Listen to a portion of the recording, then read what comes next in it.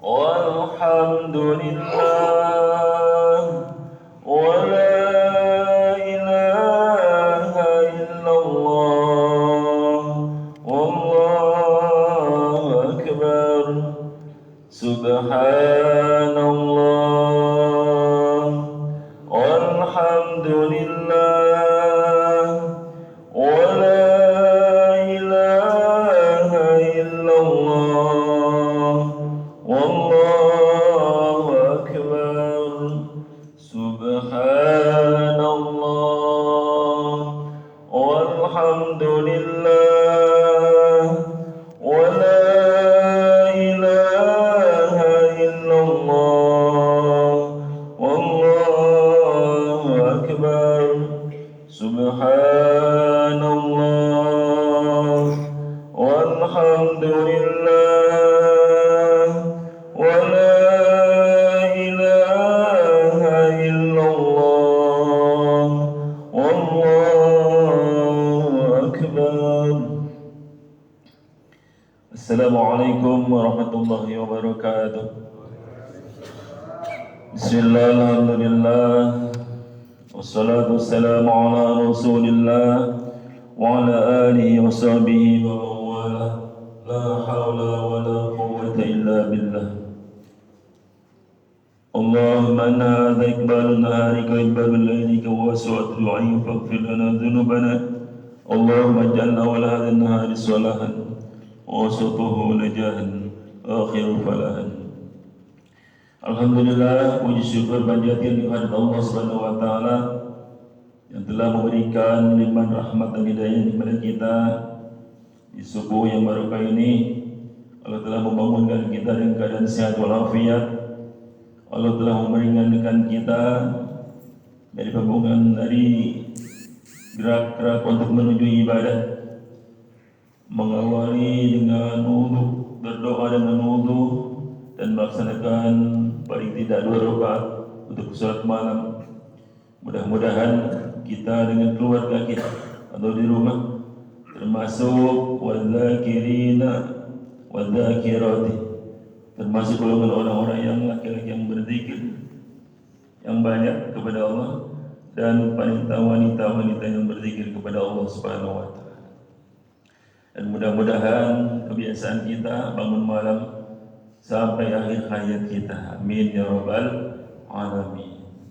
Salawat dan salam semoga dilimpahkan kemuliaan kita Nabi besar Muhammad sallallahu alaihi wasallam, keluarganya, para sahabatnya, dan para pengikutnya yang setia sampai akhir. Tentunya kita memohon kepada Allah Subhanahu wa taala untuk bekal hidup. Selain dari ilmu yang bermanfaat, kita pun membutuhkan makanan, pendapatan yang halal, agar ibadah kita diringankan oleh Allah Subhanahu wa taala dan diterima oleh Allah Subhanahu wa taala. Untuk itu kita materi pada hari ini mencari harta yang halal untuk ibadah kepada Allah Subhanahu wa taala. Mari kita sama-sama dengarkan kajian pada pagi hari ini yang akan disampaikan oleh Ustaz Miftahul Suralesi, dan nanti setelah ta'lim dilanjutkan dengan salat 2 rakaat salat subuh, dan kita insyaallah ada sarapan pagi. Demikian, terima kasih. Waktu dan tempat dipersilahkan.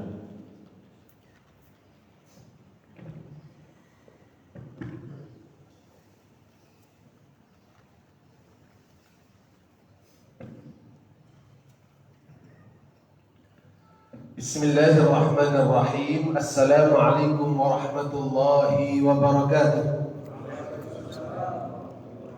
Bismillahirrahmanirrahim. Alhamdulillahi rabbil alamin. Wassalatu wassalamu ala ashrafil anbiya'i wal mursalin, sayyidina wa maulana Muhammadin sallallahu alaihi wasallam wa ala alihi wa ashabihi wa man tabi'ahum bi ihsanin ila yaumiddin. Rabbi shrah li sadri wa yassir li amri wahlul 'uqdatam min lisani yafqahu qawli. Allahumma arinal haqqa haqqan warzuqna ittiba'ah وأرنا الباطل باطلا وارزقنا اجتنابه آمين يا رب العالمين. Bapak Ibu sekalian yang dimuliakan Allah, bagaimana kabar pagi hari ini? Sehat semuanya? Alhamdulillah.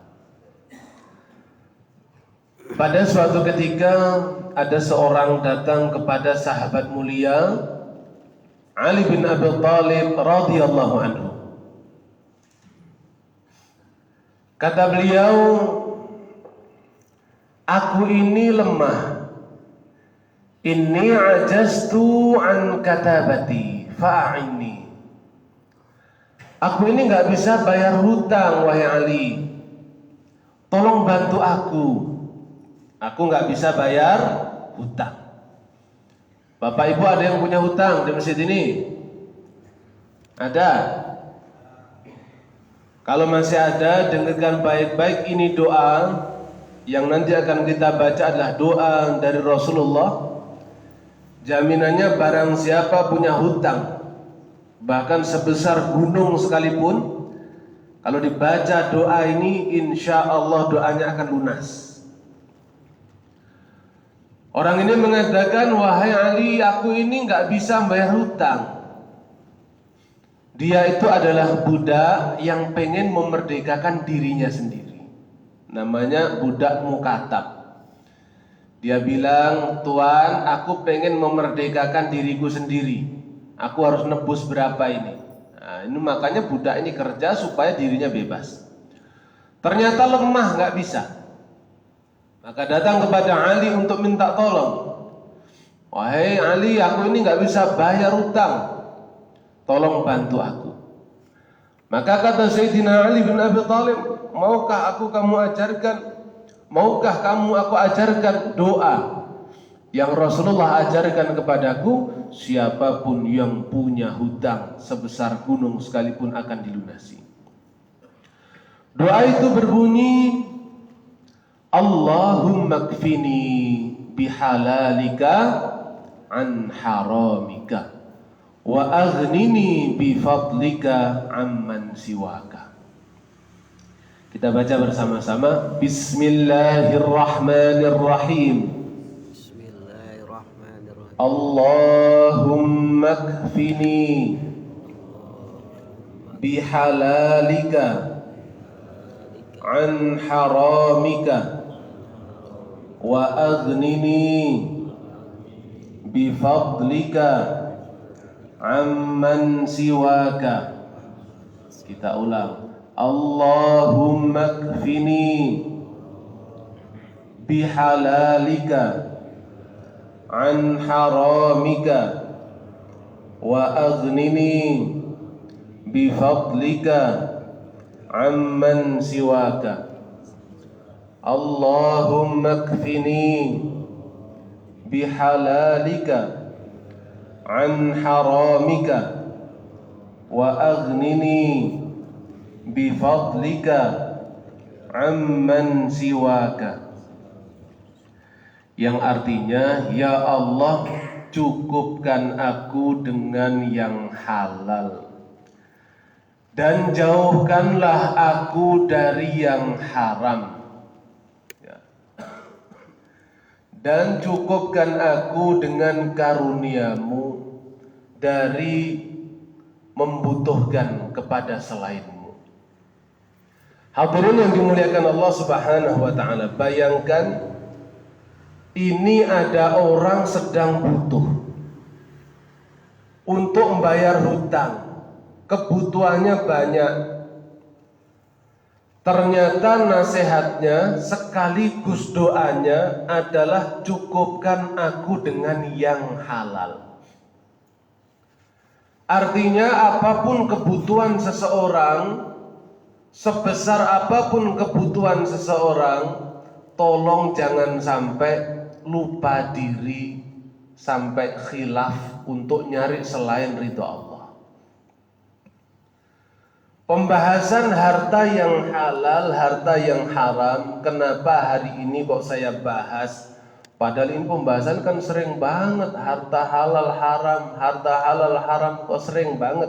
Kenapa dibahas lagi? Iya, karena ini penting dan kita ngaji, tolong bukan hanya egois untuk diri kita. Kita ini Islam sebuah umat.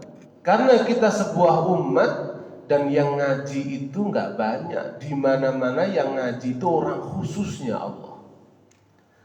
Orang yang mau ngaji itu orang khusus yang Allah beri hidayah untuk mampu ngaji di majelis.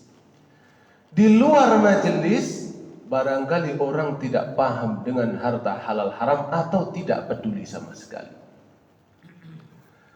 An-Nabi sallallahu alaihi wasallam qala, baginda Nabi bersabda, sayati 'alan nasi zaman la yubalil mar bima akhadal mal amin halalin amin haram. Akan datang suatu masa di mana manusia tidak peduli lagi dari mana dia dapatkan hartanya, apakah yang halal, apakah yang haram.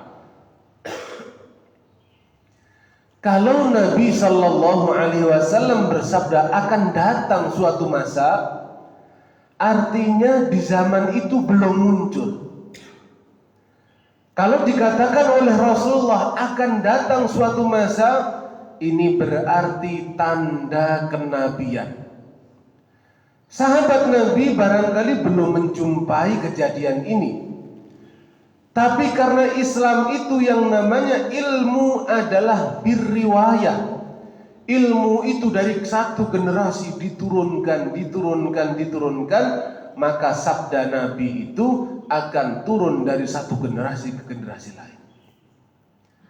Ketika Nabi bersabda sayati 'alan nasi, akan datang suatu masa, masa awal belum mendapati, masa berikutnya belum mendapati, tapi hadisnya akan bergulir terus. Hadisnya akan dipelajari terus, sehingga akan tiba suatu masa mendapati kenyataan hadis ini, sehingga zaman itu umat Islam akan disadarkan shadaqa Rasulullah, Rasulullah benar. Akan datang suatu masa umat akan sadar bahwa hadis Rasulullah tidak ada yang meleset. Shadaqa Rasulullah, telah benar sabda Nabi Sallallahu Alaihi Wasallam. Ada satu kejadian, pengurus masjid cerita ke saya. Pengurus masjid, yang jadi pengurus masjid ini, tolong dengerin. Ada satu pengurus masjid, orangnya baik, Pak. Saya tahu beliau baik, soleh. Jadi marbot, ya beliau ya imam juga.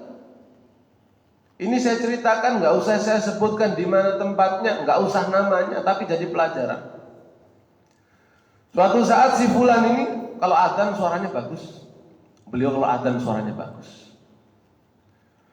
Suatu ketika saya datang ke masjid itu, kemana Pak Fulan? Kok nggak ada? Iya Pak Ustadz, dia sedang nggak di sini lagi. Oh gitu. Iya. Lalu karena saya nanya, ada jamaah masjid yang ngomong, Pak Ustadz, iya kenapa? Beliau kan bendahara. Nah ini bendahara nih. Beliau kan bendahara masjid Pak Ustadz. Oh iyalah, terus gimana? Itu uang masjid itu ratusan juta diambil sama beliau. Kita waktunya pertanggungjawaban, ternyata uangnya nggak ada. Ratusan juta Pak Ustadz. Oh gitu. Kita telusuri, ternyata beliau itu sudah bangun rumah di daerah sono, bangun rumah ternyata. Gara-gara itu jamaah masjid ternyata pada komplain karena ternyata hutangnya banyak di mana-mana. Tanpa orang tahu, di fulan punya utang, di sini punya utang, di sini punya utang, di sana punya utang. Akhirnya gimana beliau? Sekarang beliaunya udah nggak di sini, karena uang masjid tadi itu nggak bisa dipertanggungjawabkan. Itu uang masjid. Ini karena kita lagi di masjid nih. Kenapa saya sampaikan contoh ini dan ini contoh nyata? Karena ternyata shadaqa Rasulullah Suatu saat nanti umat itu tidak peduli lagi di mana dia dapat hartanya. Uang masjid itu kan uang Masya Allah, dari para jamaah dikumpulkan, harapannya jamaah punya investasi untuk ibadah melalui hartanya, melalui masjid. Tapi nyatanya orang yang terkenal soleh ini dikuasai hawa nafsunya.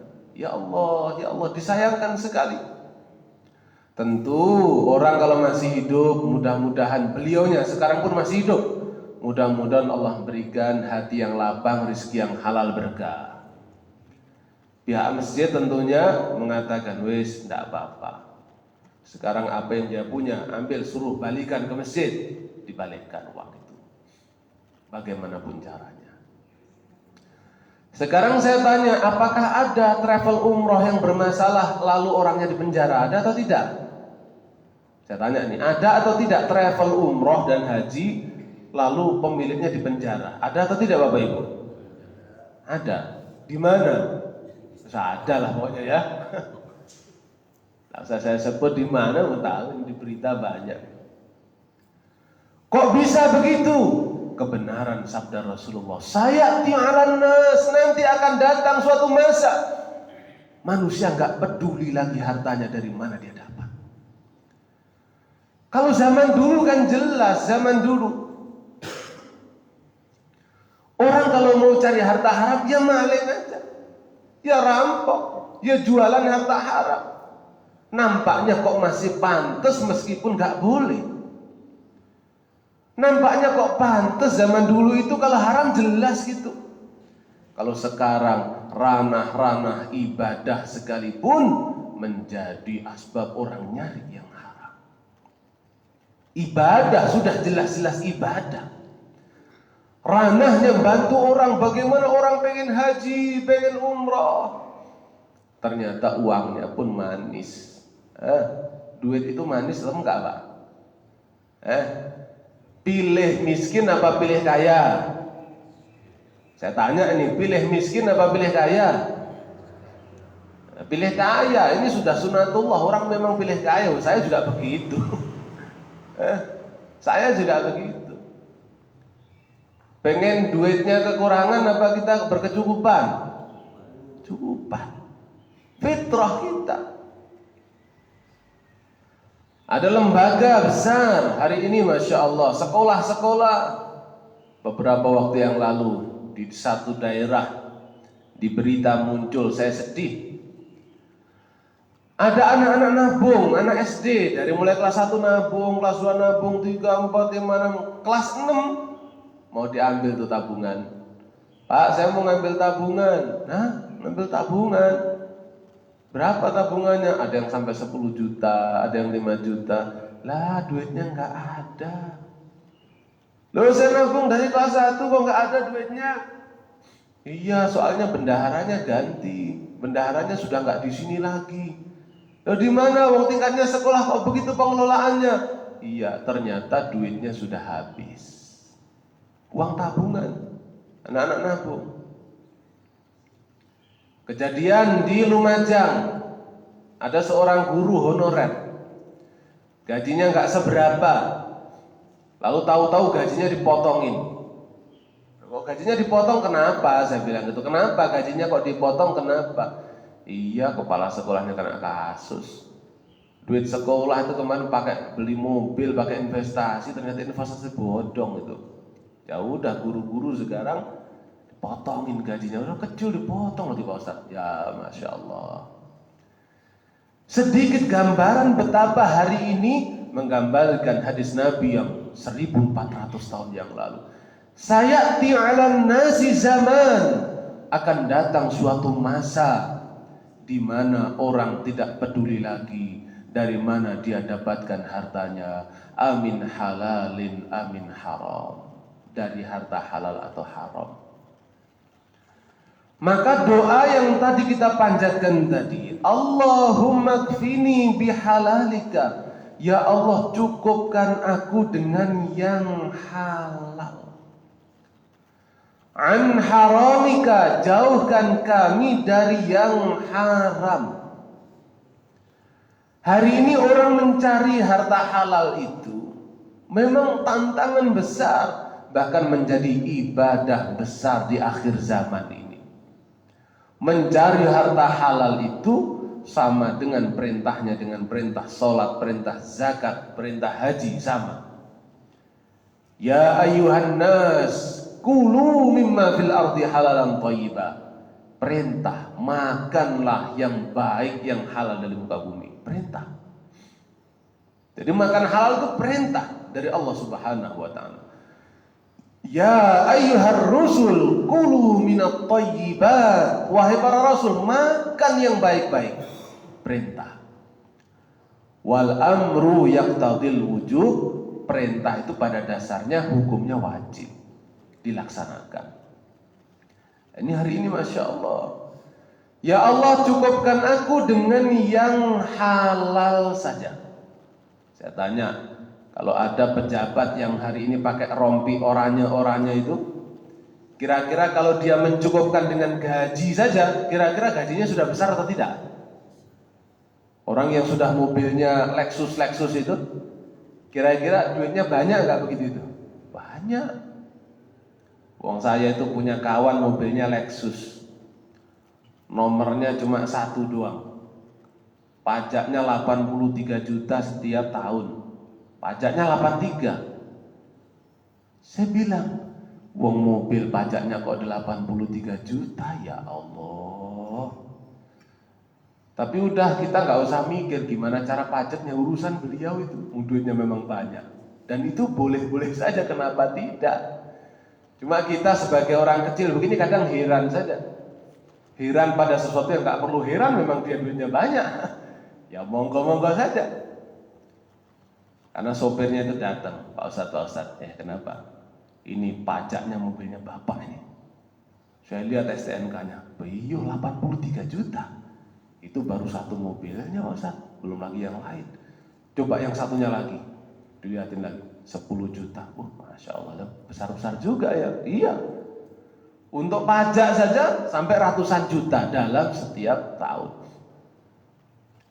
Tapi kita harus paham ya, bahwa mencari harta itu tadi itu beratnya luar biasa tadi. Ada sekarang ini yang kemarin lagi agak viral nih, orang yang dulu balihonya di mana-mana ada balihonya. Di mobil-mobil ada tulisannya dia itu. Wanita perunggu atau apa itu? Wanita perunggu atau wanita emas itu? Ada. Yang begini kenapa? Apakah boleh jadikan contoh? Nggak saya sebutkan namanya. Quran itu menyebutkan berkali-kali tentang Fir'aun, tentang Haman, seorang pejabat di pemerintahan yang kemudian dia itu zalim, akhirnya kekal abadi dalam Quran. Orang-orang zalim di Quran itu disebutkan, dipampang. Tabbat yada Abi Lahab, jelas. Qarun, Haman, disebutkan jelas di Quran. Sesekali untuk contoh bahwa orang buruk itu boleh diekspos kalau dia memang mengiklankan diri. Orang jahat itu kadang perlu diekspos. Ini ada orang tahu-tahu ternyata korupsinya triliun. Benar apa enggak? Wallahu a'lam, kita enggak tahu. Berat godaan harta itu, berat sekali. Hadirin yang dimuliakan Allah Subhanahu wa taala. Oleh sebab itu harta halal itu jaminannya surga. Bismillahirrahmanirrahim. An Abi Sa'id Al-Khudri radhiyallahu anhu qala An-Nabi sallallahu alaihi wasallam man akala tayyiban wa amila fi sunnah wa aminan nas bawa'iqahu dakhalal jannah. Barang siapa makanannya halal. Makanan itu kenapa sering disebut? Karena itu yang sering bergumul dengan kita. Tapi para ulama menjelaskan, yang dimaksud makanan itu adalah apapun yang kita punya, bukan hanya makanan. Nanti makanannya halal, mobilnya haram, rumahnya haram, ya sama saja. Disebutkan makan karena aghlab, itu yang paling sering kita konsumsi. Man akala thayyiban, siapa yang makan yang halal, makanannya halal, hartanya halal, wa amila fi sunnah, mengamalkan sunnah Rasulullah, wa aminan nas bawaikahu, dan manusia selamat dari gangguannya, dakhalal jannah, orang ini masuk surga. 3 perkara, Pak. Makanannya halal, mengamalkan sunnah Rasulullah, yang ketiga orang lain selamat dari gangguannya, masuk surga, kata Nabi. Lalu sahabat mendengar hadis ini ngomong, ya Rasulullah, inna hadza fi ummatikal yaum katsir. Kalau yang ngamalkan ini mah banyak ya Rasulullah. Nah sekarang banyak. Kalau makan halal, sahabat semuanya makan halal. Kita mah banyak. Wa amila fi sunnah, ngamalkan sunnah, sahabat getol-getol ngamalkan sunnah. Wong sahabat Nabi itu sebagai contoh, ketinggalan sholat berjamaah. Ketinggalan, Pak, bukan nggak sholat jamaah, ketinggalan sholat jamaah. Kebunnya langsung diwakafkan, karena dia saat adzan itu dia lagi di kebun. Ketika sudah adzan berkumandang, nggak segera. Ketika sampai masjid sudah masbuk. Setelah itu, ya Allah, kebun ini melalaikan aku. Ya sudah, saya sedekahkan kebunnya. Bapak-bapak, kira-kira kalau prinsipnya begitu, gimana kira-kira? Kalau saya terlambat, mobil saya sedekahin. Kalau saya masbuk lagi, harta saya sedekahin. Nah, bisa habis kita ini. Orang akhir zaman kadang begitu, masbuk, kadang begitu. Itu sahabat. Wa aminan nas bawaika, enggak nyakitin orang, masuk surga. Ya Rasulullah, ini sekarang pada umatmu banyak. Apa kata Nabi? Wasayakunu fi qurunin ba'di. Tantangan ini, 3 perkara ini pada masanya nanti akan berat nih. Yakunu fi qurunin ba'di, nanti itu ternyata pada zamannya nanti tidak mudah 3 perkara ini. Zaman sahabat mah mudah, sahabat itu tiap hari dikasih nasihat oleh Nabi kok.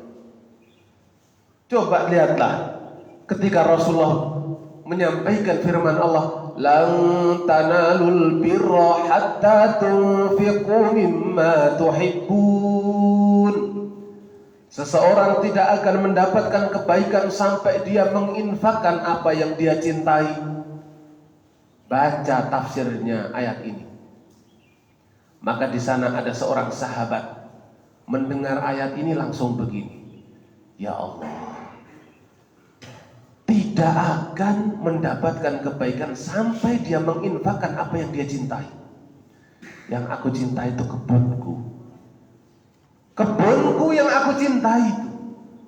Saat itu anak-anaknya masih di kebun, istrinya di kebun, menikmati kebun itu. Lalu dia datang kepada Rasulullah, ya Rasulullah, bukankah Allah menurunkan ayat tidak akan mendapatkan kebaikan sampai dia menginfakkan apa yang dia cintai? Iya betul, ya Rasulullah, yang aku cintai adalah kebunku. Persaksikanlah aku infakkan di jalan Allah. Lalu datang ke kebunnya, istriku, anakku, keluar. Kenapa wahai ayah? Kebun ini sudah bukan menjadi milik kita, ini sudah menjadi milik Allah Subhanahu wa ta'ala. Dan istrinya sabar. Kalau begitu, ya kita serahkan pada Allah. Begitu orang dulu. Maka ini sebenarnya kalau zaman dulu nggak heran. Orang dulu peduli dengan yang halal. Maka ini tantangan bagi kita. Hari ini hadirin yang dimuliakan Allah Subhanahu wa ta'ala, orang kayak kita ini alhamdulillah, saya yakinnya yang hadir di majelis ilmu setiap hari, karena setiap kali kajian orangnya ya ini saja. Tandanya apa? Tandanya yang hadir itu hatinya sudah istiqomah. Maka nggak perlu saya ragu. mengatakan itu, uhibbukum fillah. Saya ini mencintai bapak-bapak, ibu-ibu karena Allah. Karena saya lihat, Masya Allah kajian, kita saling mengingatkan. Tapi kita kan punya anak, kita punya keluarga, kita punya tetangga, kita punya orang yang barangkali kita tahu bahwa penghasilannya itu masih belum benar. Hari ini anak-anak muda itu ngomong, cari duit itu gampang Pak Ustaz. Padahal kita sebagai orang tua, kadang kalau nasihatin anak, nak cari duit itu susah. Jangan dihambur-hamburin, cari duit itu susah. Anak hari ini nggak begitu, cari duit itu gampang. Coba, ada anak gajinya 3 juta di Jakarta Selatan. Gaji 3 juta. Pesen motor, kredit motor, harganya 35 juta. Kebutuhan dengan cicilan tuh nggak nyambung. Akhirnya tiap bulan bingung, ini anak-anak perempuan suka bergaya. Ustaz, ada duit enggak? Untuk apa? Pusing saya. Kenapa? Cicilan saya ini loh. Nanti kalau enggak saya bayar, diambil motor saya ini. Lah kamu kan punya gaji. Gaji saya cuma lewat Pak Ustaz. Nah terus gimana? Pinjam duitnya Pak Ustaz. Berapa? Sekian. Iya, ini pakai.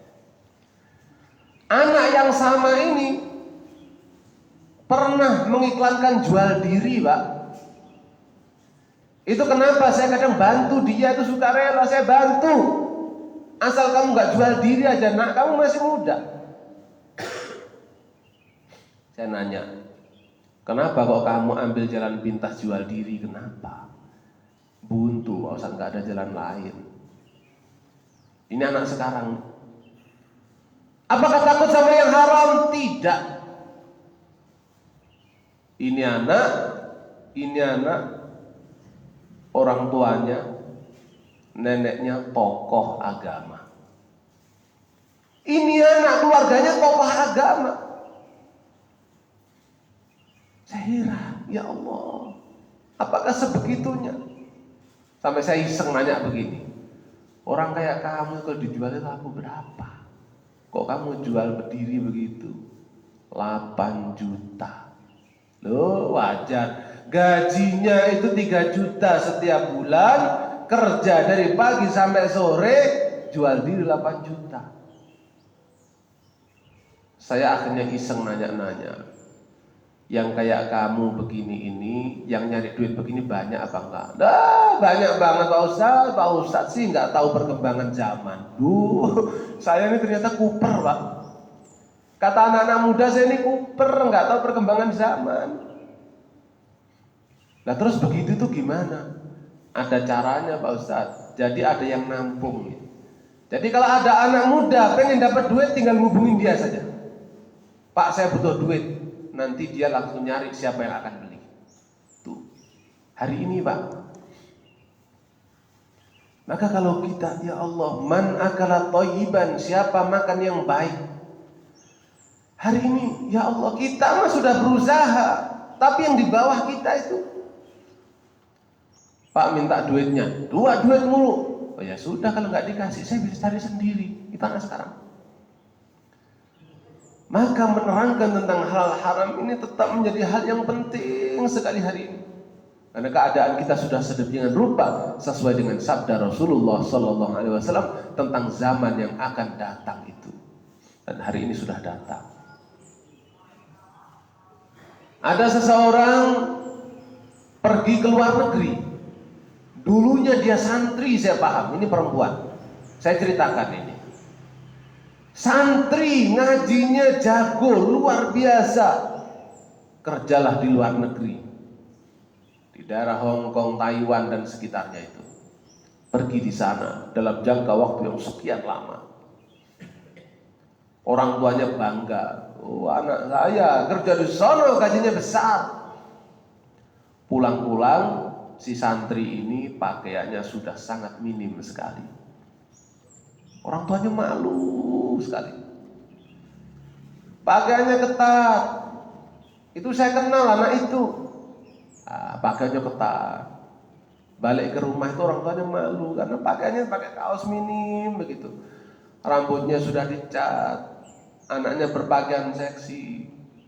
Akhirnya kita ini miris, ya Allah kok begitu. Suatu ketika menggegerkan orang kampung. Kenapa?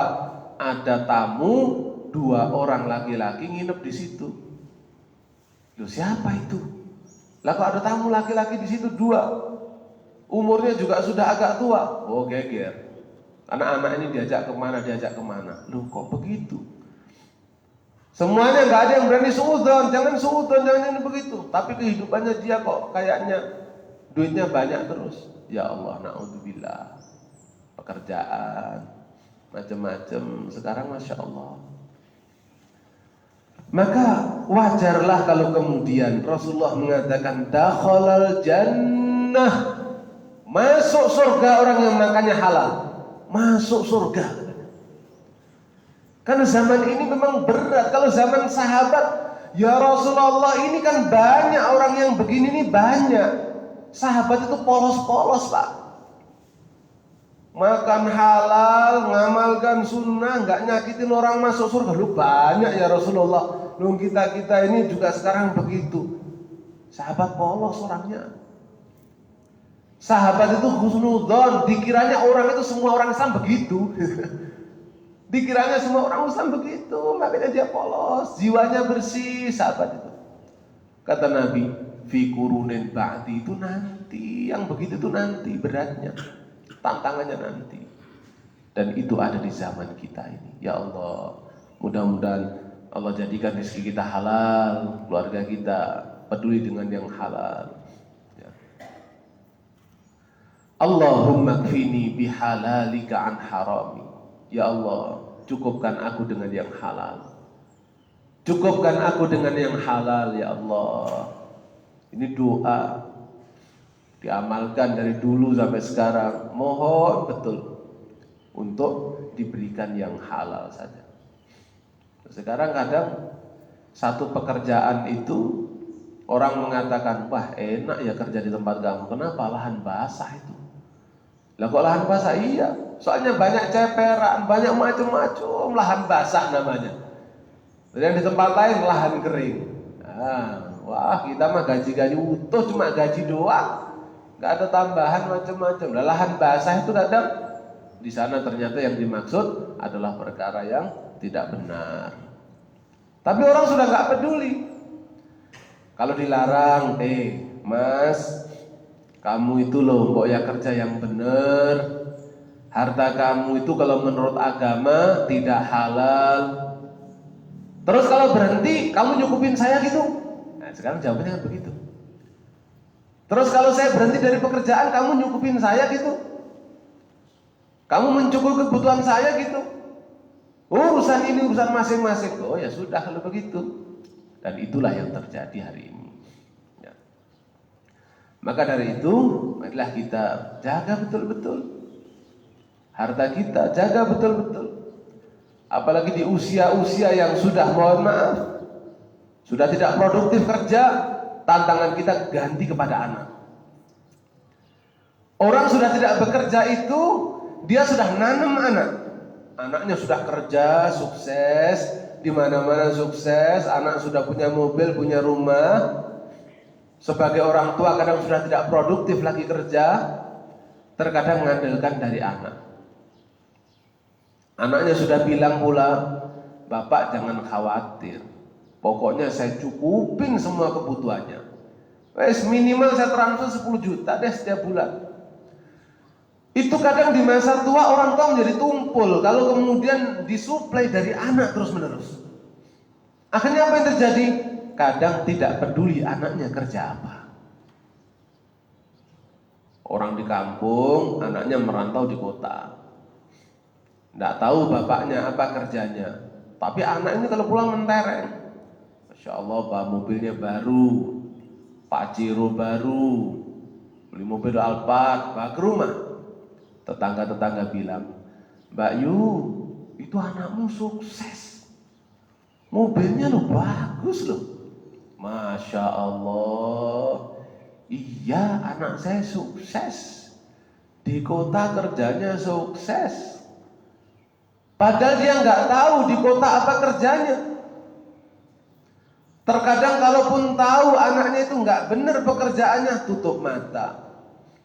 Kenapa? Karena di kampung namanya orang sukses itu kebanggaan. Bukan di kampung, di mana-mana kalau anak sukses itu bangga. Bangga. Wah, anaknya sukses, itu kebanggaan luar biasa. Anaknya suka berbagi di kampung. Anaknya Masya Allah dengan orang sopan. Tapi penghasilannya nggak halal. Nah itu sebagai orang tua harusnya waspada. Kenapa? Boleh jadi orang tua ketika dulunya masa muda, dia masih menjaga namanya moral. Pokoknya saya usahakan dapat yang halal. Giliran sampai anak, ajaran itu nggak nyampe. Orang tua yang selama ini menjaga yang halal karena satu kebutuhan ngikut anak. Anaknya harta haram nggak peduli. Akhirnya di masa tuanya justru yang dimakan nggak benar. Nah inilah yang perlu kita waspadai. Makanya penting kita untuk mencari yang halal. Kisah yang masyhur, kisah masyhur. Ibnu Umar, anaknya Umar bin Khattab. Anaknya Umar bin Khattab. Itu ketika Khalifah Umar menjabat, Ibnu Umar tambah kaya, tambah kaya, tambah kaya. Padahal kan kita tahu zuhudnya Umar, zuhudnya Ibnu Umar. Tapi hartanya nambah, hartanya nambah. Oh, kamu udah punya duit banyak dari mana? Bisnis, jual beli. Kamu bisnis?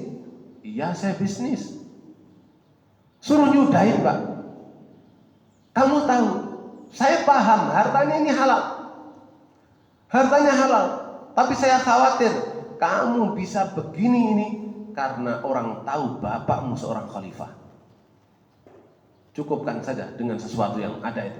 Jangan menggunakan nama bapak. Padahal anaknya gak gunakan. Hanya khawatir. Umar tuh khawatir kalau anaknya terjerumus ke dalam yang haram. Atau dipandang masyarakat nanti jadi nggak baik. Itu orang dulu begitu. Maka Masya Allah. Jadi perhatian kita. Jangan sampai kita masa muda jaga betul. Lalu karena kita ini mohon maaf nggak belajar dari hadis-hadis Nabi, di masa tua kita ngikut saja. Anak kerja apa ngikut saja.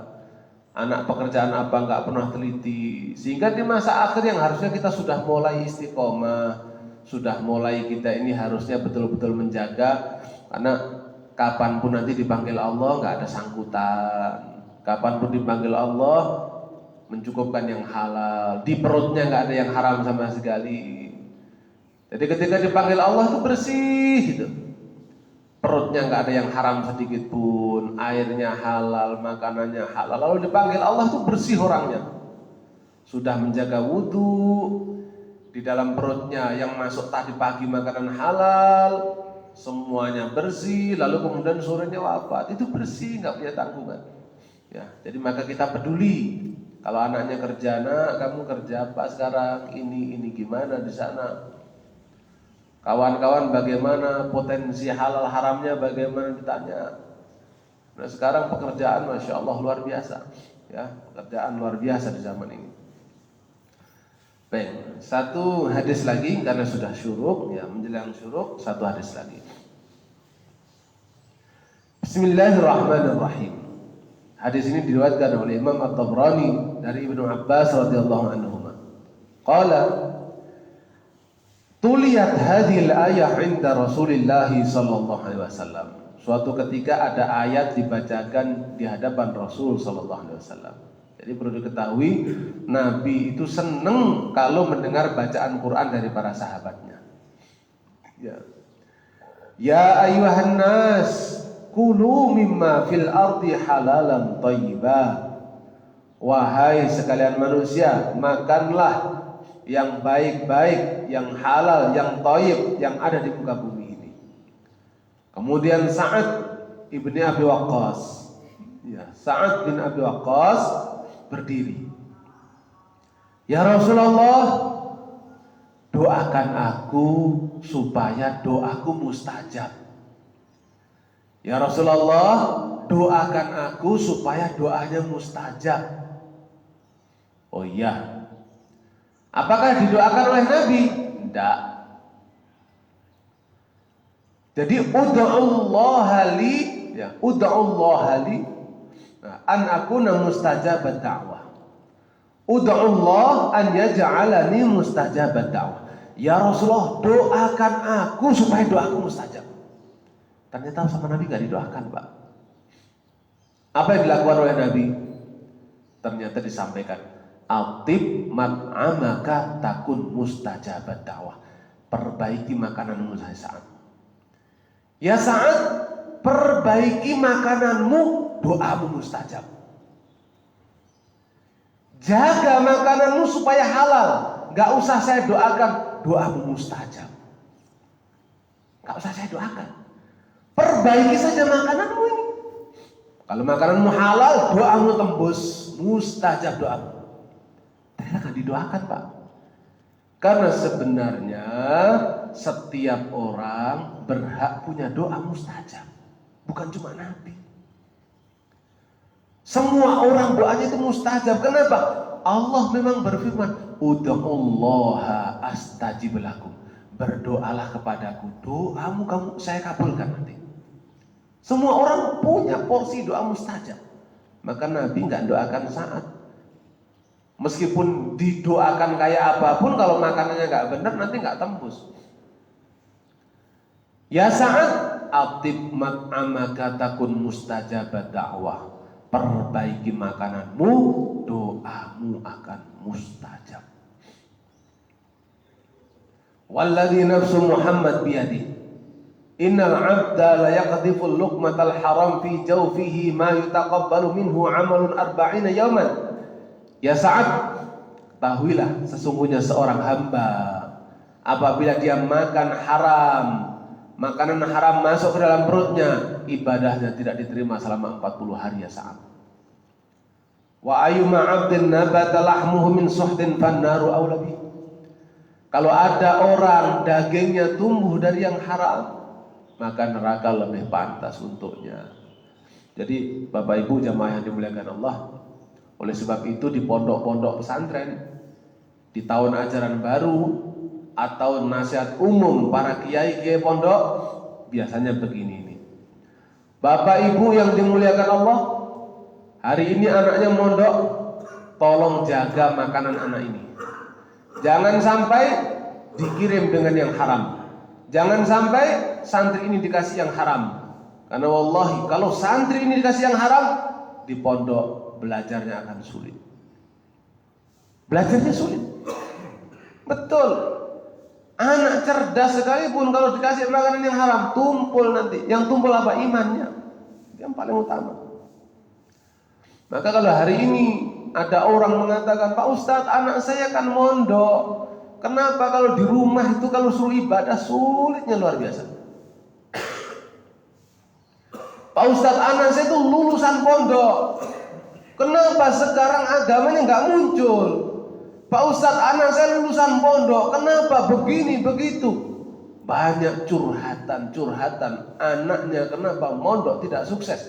Di rumah anaknya sulit diatur. Bukan masalah doa, bukan masalah perjuangan dia.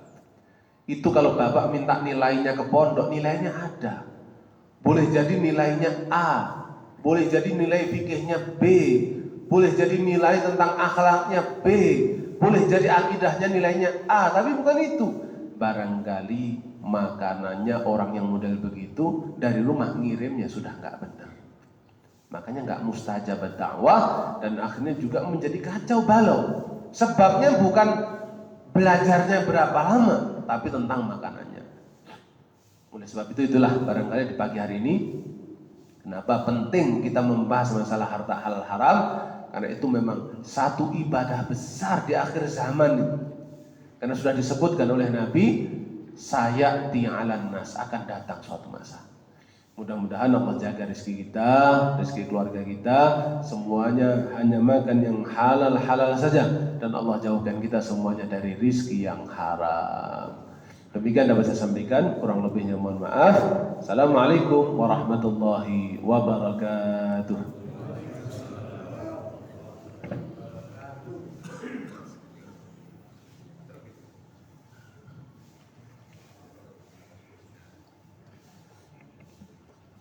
Alhamdulillah, jazakumullah khairan kepada Ustaz Miftah yang telah menyampaikan kajian suruh pada hari ini tentang mengenai makanan yang halal.